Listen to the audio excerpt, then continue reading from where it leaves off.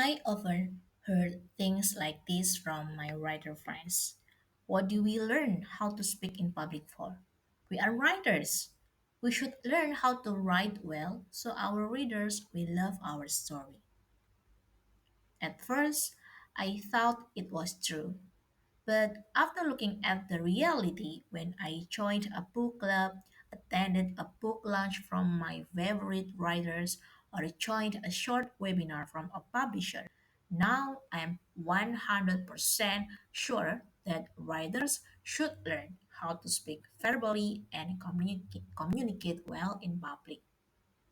Hi, I'm Revi. I'm an Indonesian book author and blogger who started this podcast to reach more audience. Please subscribe to hear my stories on this podcast.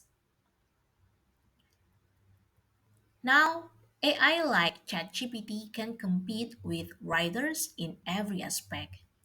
ChatGPT has evolved into something special within a few years. There are many mentors who teach people how to engineer smarter prompts so the AI generated result will appear naturally. I also use AI almost every day because I need a friend to make an outline and brainstorm some ideas. But I always revise and polish my ideas with my brain. AI still cannot beat my taste. However, as a writer, I also have limitations. I still work as a Japanese interpreter at my office and have some writing clients. I have a small team to finish our small projects. It takes up a lot of my time. AI helps me make social media content, then we revise it after checking the facts, stations, and fixing the flow to be suitable for our clients. So, how can we stand out as writers if AI becomes the big competitor to our brains? Yes, AI may never beat writers, but it can beat our brain process when we don't know how to utilize it. Therefore, to have an authentic presence, I learned more about personal branding. And one of the most important things to build my presence to gain more trust from my audience is showing myself and speaking in front of them. Before I joined Eagle Toastmasters Surabaya, I made a presentation in my writing class like this. The first is about title, and then things I want to teach, short introduction about me, main points, and then closure. So, the first step how to make a personal branding as a writer. Please learn how to make a great presentation. Sometimes I got bored with my own presentation. Then I watch some great TED Talk speakers and also my international mentors who could deliver their materials uniquely. And I was not sleepy when I watched their webinars. I learned many things in my Toastmasters pathway or curriculums. I learned how to tell a story, adjust my vocal variety, and learn how to engage with audience by finishing my Toastmasters projects.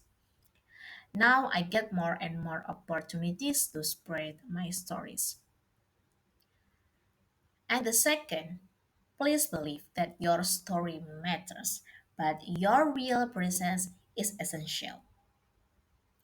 I don't create reels or upload videos of myself speaking in front of a camera. I prefer to record my voice on a podcast like this or write it on a blog like on Medium on my Indonesian blogs. But people will love us more than just reading our books or blogs when they know who we are. That's why I created free classes on my platform called Wordholic Class.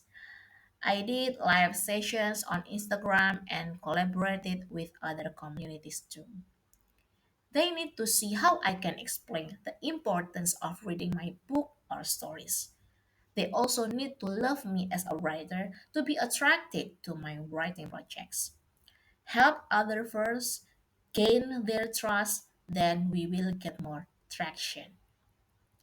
Being an introvert is not a reason not to start learning how to speak in public. When you become a good communicator, just like your writing, it means you have unlocked one more skill to be appreciated. Well, this is my idea. Why a writer needs to learn how to speak in public. Start with your small social media presence, record your voice, speak in front of your mirror, and challenge yourself to have greater personal branding. That is from me today. I hope you can enjoy my podcast and don't forget to click the subscribe button and wait for more episodes. Bye.